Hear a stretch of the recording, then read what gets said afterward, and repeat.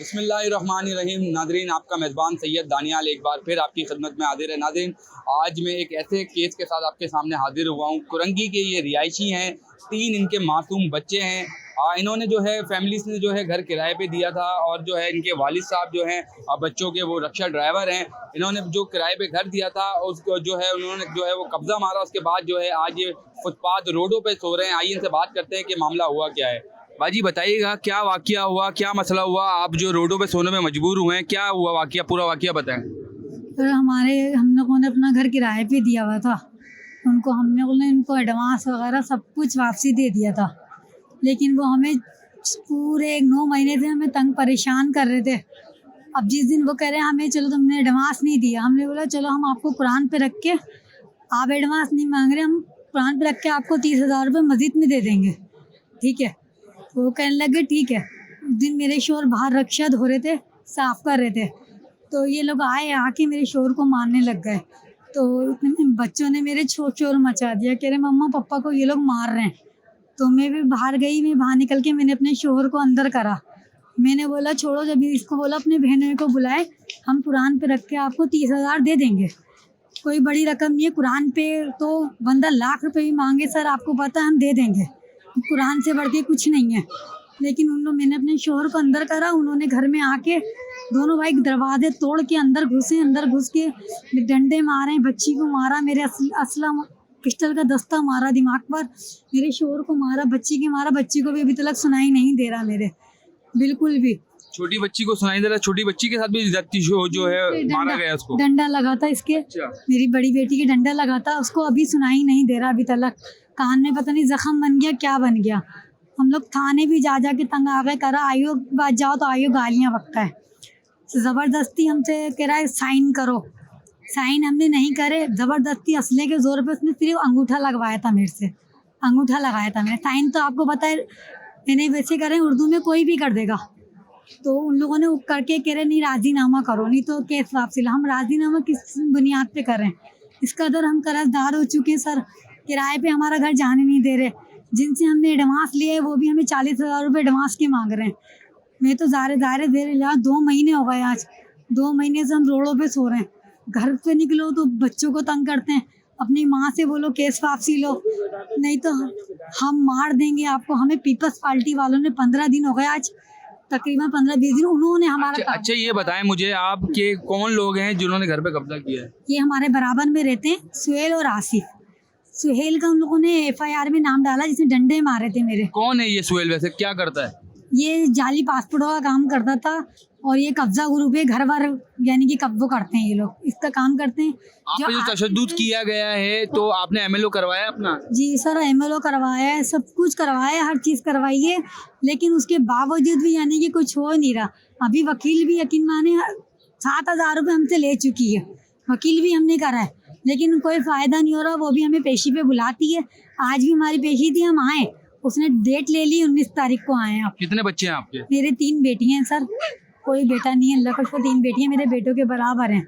अभी घर से बेघर हो गई, कहाँ रह रही हैं, किस जगह पे रह रही हैं? सर अभी हमने घर पे बिठाया पीपल्स पार्टी वालों ने, उन लोगों ने वो हमें लेके गए थे रोड पे हम खड़े हुए थे, रात को 2 बजे उन्होंने आए, हमारे साथ चरपाई बनी हुई थी, सामान हमारे कपड़े वपड़े सब रिक्शे के अंदर थे, उन्होंने हमें देखा है। और हस्बैंड क्या करते हैं आपके? मेरे हस्बैंड कलर वलर का काम करते हैं, जो भी काम मिलता है वो करते हैं, मजदूर आदमी, आप खुद देख चुके हैं इनको। बाकी ये रक्शा हम लोगों ने किराए पे लिया था, रेंट पे लिया हुआ था, 200 रुपये रोज पे। इन लोगों ने हमारे को भी तोड़ ताड़ दिया, बता रहे हैं। रक्शे पे भी हमारे हमला करवाया है इन्होंने, हम थाने भी गए, हमने उनको बताया, मेरा सर हमारे साथ ऐसा वाकया हो रहा है। आईओ बिक चुका, आईओ ने 2 लाख रुपए ले लिए हैं, पूरा थाना बिका हुआ है। थाने को बोलते हैं वो थाना हमारे हाथ में है, पुलिस हमारा कुछ नहीं कर सकती, आपको जहाँ तक जाना है आप जाओ। हमने हर जगह चल गए, लेकिन कहीं से भी हमें इंसाफ नहीं मिल रहा। अब ये सर SP साहब चले गए, DIG के पास चले गए, हर जगह चले गए। अब लिहाजा सर हम आपके पास आए तो आप हमें इंसाफ दिलवा दें, मेहरबानी की। छोटे छोटे बच्चे हैं मेरे। जी आप देख सकते हैं कि घर पे जो है इन्होंने जो है किराए पे घर दिया था, उस पे जो है वो कब्जा किया, उसके बाद जो है ये रोडों पे सोने पे मजबूर हो गए। आप देख सकते हैं, मैं कैमरामैन दिखाएं कि छोटे छोटे इनके बच्चे हैं, मासूम 3 बेटियां हैं इनकी, और जो है आइए इनकी शौहर से बात करने की कोशिश करते हैं, बच्चों के वालिद साहब से। अस्सलाम वालेकुम। वालेकुम सलाम। सर क्या हुआ जो आज आप फुटपाथों पे सोने पे मजबूर हो गए? सर मैं 1.5 साल से इसको बोल रहा हूँ मकान खाली कर, किराया 5,000 रुपये, पहले 6,000 दे रहा था, फिर इनने 5,000 कर दिया सर। मैंने कहा चलो कोई मसला नहीं है, मेलेदार है मेरा, कोई बात नहीं, कोई मसला नहीं है। सर ये बताएं, मैं गरीब आदमी, 5,000 रुपये गुजारा कर रहा था, मैंने रक्षा लिया। रक्षा लेने के बाद जो है ना मैंने चलो अपने बच्चों की रोज़ी चलाऊँगा, कोई मसला नहीं है। मैं तो उसको शराफत से हाथ पैर जोड़ के भी मैंने उसको बोला मकान खाली कर दे, मैं मकान खाली कर नहीं रहा। तो मकान खाली करने के चक्कर में जो है ना उसने बोला, मेरे को बोला मैं बैठा हुआ था, रक्षा सही कर रहा था, मेरे को घसीटता हुआ लेके चला गया।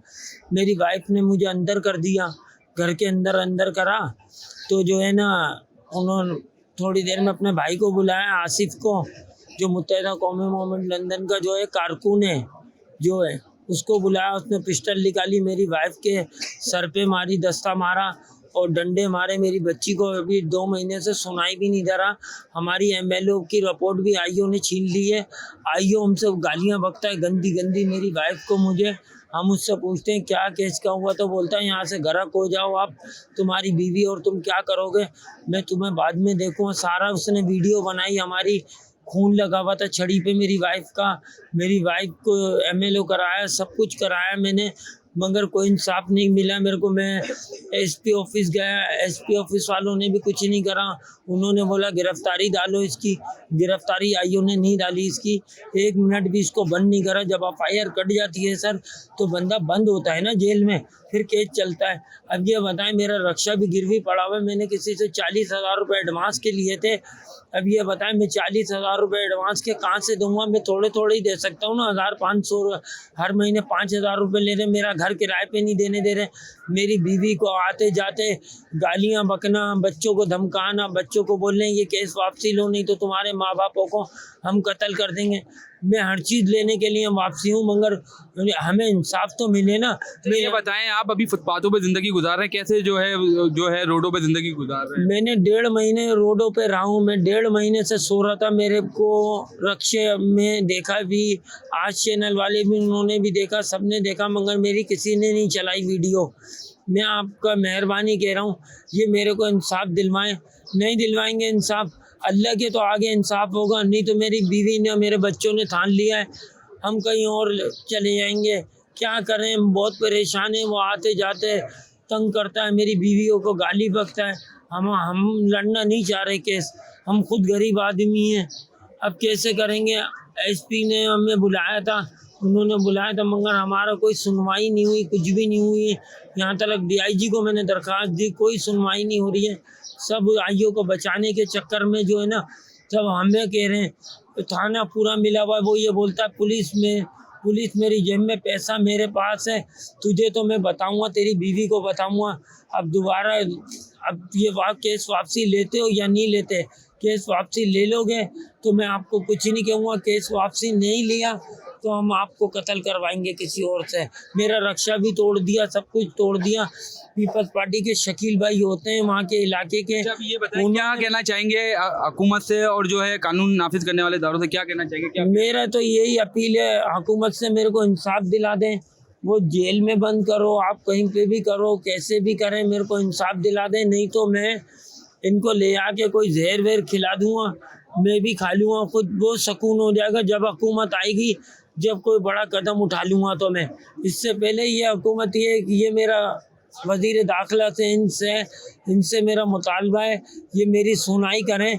नहीं सुनाई होती है, कोई मसला नहीं है, मैं इनको ले आके जहर खा लूँगा, कोई मसला नहीं है। मगर अभी भी आते जाते इतना तंग करा हुआ है मेरे बच्चों को, मेरी बच्ची की पढ़ाई ज़ाया हो रही है, घर में हम सो नहीं रहे, बच्चे डर रहे हैं, बच्चे बोल रहे हैं पापा कहीं और किराए का मकान ले लो, हमें यहाँ से लेके चलो, ये बहुत तंग कर रहे हैं हमें। जी, आपने सुना, ये मुतासरा फैमिली का यही कहना है कि पुलिस की जानिब से भी जो है इनको इंसाफ नहीं फराहम किया जा रहा। रोडों पे सोने पे ये फैमिली मजबूर हुई हुई है। इनके 3 छोटे छोटे मासूम बच्चियां हैं, कभी रक्षे में जो है ये सोते हैं, कभी फुटपाथों पे सोने पे मजबूर हैं। इनका यही मुतालबा है कि इनको इंसाफ फराहम किया जाए।